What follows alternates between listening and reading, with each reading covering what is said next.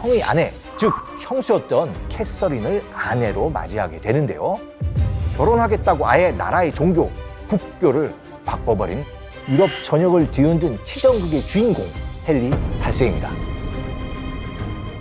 바로 옆에서 지켜봤던 한 명의 인물이 있는데요. 한스 홀바인입니다. 피비린내 나는 영국의 역사 현장을 누비는 것이죠. 그리고 바로 이때 최고의 명작으로 꼽히는 작품이 탄생합니다. 이 그림이 지금까지 주목받는 이유는 그림 속에 숨겨져 있는 때문인데요. 그 정체가 무엇일까요?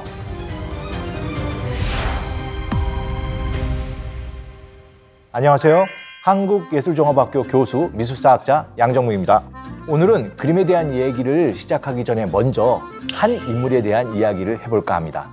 최악의 바람둥이라 불리며 유럽 전역을 뒤흔든 치정극의 주인공, 막장 러브 스토리로 지금까지도 수많은 드라마, 영화의 주인공이 되고 있는 헨리 8세입니다. 총 6번의 결혼. 첫 번째 부인과는 혼인 무효, 두 번째 부인은 간통 혐의로 참수, 세 번째 부인은 아이를 낳고 사망, 네 번째 부인도 역시 혼인 무효, 다섯 번째 부인 참수.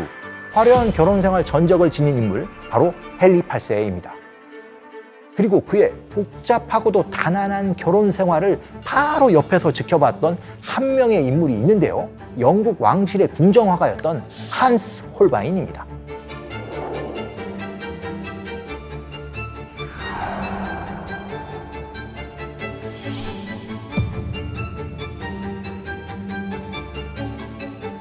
헨리 8세의 여인들과 그의 결혼에 얽힌 스토리들은 모두 그가 그린 초상화 속에 담겨 있는데요.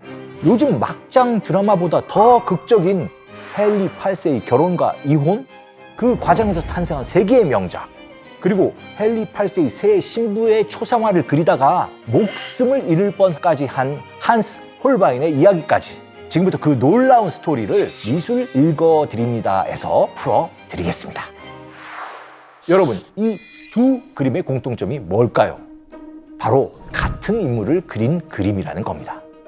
약간 작지만 꽉 담은 입부터 눈, 코, 입을 집중해서 보면 사실 이 양쪽 그림 다 같은 사람을 그렸다는 것을 알 수 있는데요. 여기 있는 두 분 다 헨리 8세입니다. 왼쪽은 40대의 헨리 8세이고요. 오른쪽은 18세의 청년 헨리 8세를 그린 초상화입니다. 나이가 들면서 살이 좀 쪘죠? 그런데 어느 쪽 그림이 좀 더 생생하게 보이세요? 왼쪽인가요? 오른쪽인가요? 조금만 자세히 보시면 왼쪽 그림이 정말 헨리 8세를 살아있는 듯이 사진처럼 그려내고 있다는 걸 알 수 있습니다. 옷이나 장신구의 디테일부터 질감 표현도 왼쪽이 더 정교하고 실제 같죠? 특히 얼굴 표정에서도 왼쪽이 보다 자연스럽습니다. 근육부터 잔주름 아주 정교하게 잡아내고 있습니다. 이에 비해 오른쪽 그림은 약간 만화처럼 생략이 많다고 할까요? 선이 전체적으로 단조롭죠. 이 때문에 오른쪽 그림은 생기가 별로 느껴지지 않습니다. 그리고 왕의 위엄이라는 측면에서 봐도 왼쪽 그림이 더 당당하게 느껴지죠. 무엇보다도 이 어깨에 힘을 엄청 줬죠. 그래서 주인공이 높은 신분이라는 것을 더 돋보이게 해줍니다. 이 두 그림이 각각 그려진 시기를 감안하고서도 그 차이가 굉장히 큰 이유는 화가가 달라졌기 때문입니다. 왼쪽 그림을 그린 화가가 바로 한스 홀바인입니다.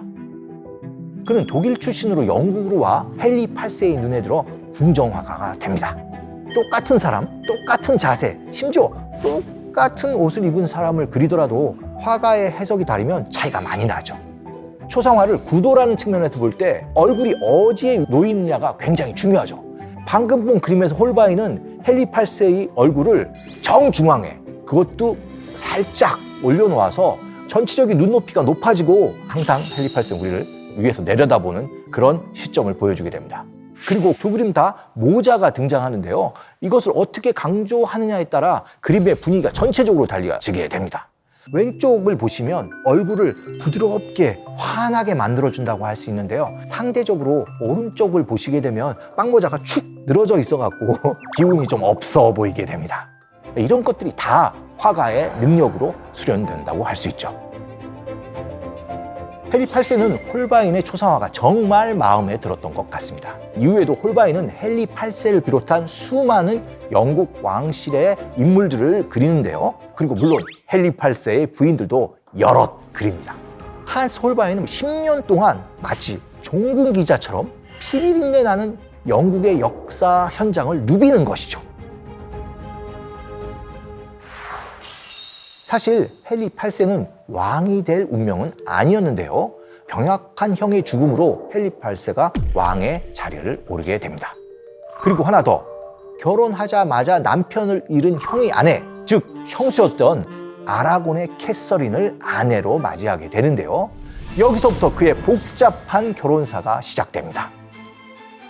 형의 아내를 그냥 동생이 바로 아내로 얻을 수는 없잖아요.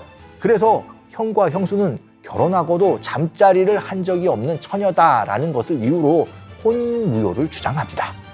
그리고 이후 형수와 헨리 8세의 결혼을 지나가게 되는데요. 캐서린 이후 줄줄이 5명의 아내와 새로운 결혼을 했지만 헨리 8세는 첫 번째 부인과 사이가 나쁘지는 않았습니다. 6번의 혼인 생활 중 가장 긴 무려 20년에 넘는 생활을 함께 보낸 것만 봐도 알 수 있는데요. 그렇지만 이 당시 부부관계를 유지하는 데 정말 중요한 게 있었죠. 바로 대를 이을 아들을 낳는 것이었습니다. 그런데 캐서린 왕비가 딸 메리를 낳고 유산을 거듭하며 아들을 낳지 못하자 헨리 8세의 마음이 변하기 시작했습니다. 캐서린 왕비의 시녀였던 앤 불린이라는 여성에게 눈을 돌린 것이죠. 헨리 8세는 아들을 낳아줄 것 같은 젊고 매력적인 앤 불린을 왕비의 자리에 앉히고 싶었습니다. 그래서 헨리 8세는 첫 번째 부인 캐서린과 이혼을 하려고 하는데요. 그런데 문제는 당시 영국이 가톨릭 국가였는데 가톨릭은 교리상 이혼이 허용되지 않는다는 점이었죠. 그래서 헨리 8세는 이혼이 아니면 아예 결혼 자체가 무효라는 혼인 무효를 주장합니다. 이제 와서 사실 형수였던 아내 캐서린이 자신과 결혼할 당시 처녀가 아니었다는 이야기를 하면서 이런 주장을 하는 것이죠. 교황 클레멘스 7세는 입장이 난감했죠. 캐서린의 조국인 스페인 왕가와 인척 관계였던 신성 로마 제국 황제의 심기를 거스르고 싶지 않았던 것이었습니다. 강력하게 혼인을 무효하고 싶은 헨리 8세와 그것을 막으려고 했던 교황의 줄다리기가 시작됩니다. 헨리 8세는 교황이 이혼을 반대하자 엄청난 결심을 합니다. 바로 교황청과 결별하고 자신이 수장이 되는 영국 국교회를 세우려고 한 거죠. 결혼하겠다고 아예 나라의 종교, 국교를 바꿔버린 겁니다. 그리고 바로 이때 이 갈등이 고조되고 있는 상황에서 한스 홀바인의 최고의 명작으로 꼽히는 작품이 탄생합니다. 현재는 런던 내셔널 갤러리에서 만날 수 있는 대작 두 대사인데요. 폭 2m, 높이 2m 이상을 자랑하는 그림을 보시면 거의 사람 크기랑 똑같고요. 인물들이 정말 그림 속에서 턱턱 걸어 나올 것 같은 사실적인 표현을 가지고 있는 그림입니다. 그럼 이 그림의 주인공을 살펴볼까요? 왼쪽 인물은 이 그림을 한스 홀바인에게 주문한 것으로 추정되는 장드 당트빌인데요. 영국에 파견된 프랑스 대사였습니다. 그리고 그 옆에 남자는 조르드즈 셀브라는 사람인데요. 직업은 주교였습니다. 그는 갑자기 특사로 영국에 오게 된 건데요. 프랑스가 이 주교를 영국에 특사로 보낸 이유는 무엇이었을까요? 아마도 헨리 8세의 이혼 문제를 해결하기 위해서였을 것 같은데요. 재미있는 것은 이 두 사람이 같은 고향에서 자란 친구였다는 겁니다. 영국에 먼저 파견 나와 있다가 고향에서 온 친구를 만나니 얼마나 반가웠겠어요? 그래서 장드 당트빌은 이 그림을 당시 최고의 영국에서 활동하던 화가 한스 홀바인에게 의뢰하게 됐던 거죠. 참고로 그림 속에 지구본이 있는데요. 지구본을 자세히 살펴보면 이 둘의 고향인 폴리시가 적혀 있습니다. 홀바인은 친절하게 그림 속에 그들의 나이까지 적어놨는데요. 대사가 손에 쥔 칼을 보면 숫자 29가 적혀 있는데 이게 대사의 나이입니다. 주교의 팔꿈치 아래쪽에 책이 한 권이 있는데 그 책에 25라고 쓰여 있는데요. 이것은 바로 주교의 나이가 됩니다. 이렇게 홀바인 그림에는 수많은 디테일이 숨어 있는데요. 특히 두 대사에는 그들의 지적인 면모를 부각하는 소품들이 많이 있습니다. 원통형 달력, 시간과 천문을 측정하는 해시계를 비롯해서 루트와 플루트 같은 악기, 찬송가 책이 펼쳐져 있습니다. 악기는 보통 화합과 조화의 상징이지만 그림 속 루트는 줄이 하나 끊어져 있어요. 플루트 역시 파이프가 하나 빠져 있죠. 이런 점들은 그림 속 주인공들에게 어떤 문제가 있음을 나타내고 있는 것이죠. 또 찬송가 책이 펼쳐져 있는 페이지도 눈여겨봐야 하는데요. 왼쪽은 루터 버전의 가톨릭 성가이고 오른쪽 페이지는 십계명입니다. 원래 책에는 서로 다른 페이지에 있었지만 의도적으로 두 노래를 함께 보여주며 신교와 구교 간의 화합을 바랬던 것이죠. 헨리 8세의 이혼으로 인해 촉발된 종교 갈등이 해결되길 바라는 마음이었겠죠. 이 그림이 지금까지 각광받는 이유가 다양하지만 가장 주목받는 이유는 그림 속에 숨겨져 있는 무언가 때문인데요. 두 대사의 아래쪽에 얼룩처럼 보이던 흰색 무언가가 보이시나요? 그 정체가 무엇일까요? 바로 뒤틀린 해골입니다. 이것은 아나모포시스, 왜곡된 상, 줄이면 외상 기법으로 그려진 소품입니다.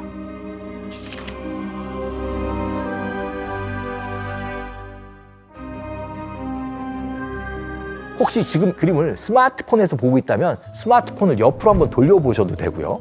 모니터로 보신다고 하면 모니터 옆으로 이렇게 붙어서 보시면 특히 오른쪽 위에서 살짝 봤을 때 정확히 해골로 보이게 됩니다. 참고로 그 당시에 새로운 보는 도구들, 망원경이라든지 볼록거울, 오목거울 이런 걸 해갖고 형태를 왜곡하는 게 굉장히 유행하는데요. 헨리 8세의 아들 에드워드 6세를 이와 비슷하게 그린 초상화가 있기도 합니다. 무엇을 그렸는지 전혀 이해가 안 되실 텐데요. 하지만 이 그림을 계속 한 방향으로 돌려보게 되면 삐뚤어진 원은 동그란 원이 되면서 에드워드 6세의 얼굴이 나타나게 됩니다. 무언가를 응시했을 때 응시 대상 외의 그림이 사라지는 현상, 그림의 주체에 대한 화가의 시선이 강하게 드러난 상징물이라고 할 수 있습니다. 그렇다면 그림으로 돌아와 두 대사 속 해골에 담긴 의미는 뭘까요? 해골은 언제나 죽음을 뜻하죠. 인간은 언젠가 죽을 수밖에 없다는 것을 나타냄과 동시에 복잡하고 골치 아픈 상황을 뜻하기도 하는데요. 이 그림 속에 숨겨진 죽음의 이미지는 더 있습니다. 먼저 바로 왼쪽 초록색 커튼 뒤 살짝 보이는 은빛 십자가상이 있는데요. 그리고 하나가 더 있죠. 방치빌의 모자 배지 속에도 해골이 숨어 있습니다. 이런 죽음에 대한 상징물을 통해 화가는 그림 속 주인공들이 가진 복잡한 심경을 보여주고 있는 거죠. 그렇다면 이렇게 복잡한 상황의 골머리를 앓았던 두 대사는 헨리 8세의 이혼 문제를 해결할 수 있었을까요? 물론 실패합니다. 헨리 8세는 자신의 계획대로 교황청과 갈라져서 영국의 새로운 종교를 만들고 두 번째 부인 앤 불린과 결혼을 하게 되는데요. 천일의 앤으로 유명한 그 왕비입니다. 종교까지 새로 만들면서 했던 헨리 8세의 두 번째 결혼은 어떻게 끝나게 될까요? 앤 불린 역시 딸 하나를 낳고 유산과 사산을 거듭하자 헨리 8세는 그녀에게 간통, 근친상간 등의 혐의를 붙여 런던 탑에 가둬버린 후 참수시켜버립니다.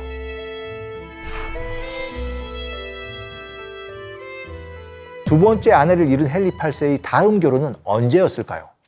앤 불린이 처형하고 나서 단 11일 만에 세 번째 결혼을 합니다. 세 번째 아내는 앤 블린의 시내였던 제인 시모어라는 인물이었는데요. 한스 홀바인이 그린 또 다른 초상화의 주인공입니다. 첫 번째 부인 캐서린과 두 번째 부인 앤 블린의 모습은 홀바인이 그린 게 아닌데요. 그렇다 보니까 이제 그림이 전체적으로 굉장히 진짜 단순하고 부자연스러운 표현으로 표현이 됐다고 할 수 있는데요. 차이가 많이 나죠. 제인 시모어는 아들을 낳고 나서 며칠 만에 산후우열로 사망을 하고 맙니다. 아들까지 낳아준 세 번째 부인이 사망하자 헨리 8세는 어떻게 했을까요? 네 번째 부인을 찾아 나섭니다. 당시 유럽 왕가에서 중매장이 역할을 했던 것이 바로 화가였는데요. 괜찮은 결혼 상대가 있다면 그 대상이 있는 곳에 찾아가 초상화를 그려오는 거죠. 영국 왕실의 궁정화가였던 한스 홀바인이 바로 이 역할을 합니다. 첫 번째로 그가 점찍었던 헨리 8세의 재혼 상대는 밀라노 공작과 정략 결혼을 하고 2년 만에 남편이 사망하자 당시 고향인 덴마크로 돌아와 있었던 크리스티나라는 미망인인데요. 초상화를 그려왔지만 이번엔 그녀가 청혼을 거절합니다. 아마 헨리 8세의 소문이 유럽에 자자하게 퍼졌던 거죠. 이런 상황에서 헨리 8세의 재혼 상대를 강력히 추천하는 인물이 나타납니다. 바로 헨리 8세의 오른팔이자 재상이었던 토마스 크로멜인데요. 영국의 고위 관료였기 때문에 이 인물의 초상화 역시 한스 홀바인이 그립니다. 이 초상화 속의 인물을 보면 좀 고집스러워 보이지 않으신가요? 그는 클레페 공국의 공주 앤을 헨리 8세의 새로운 결혼 상대로 추천합니다. 결혼 전 예비 신부의 초상화는 당연히 한스 홀바인이 그렸죠.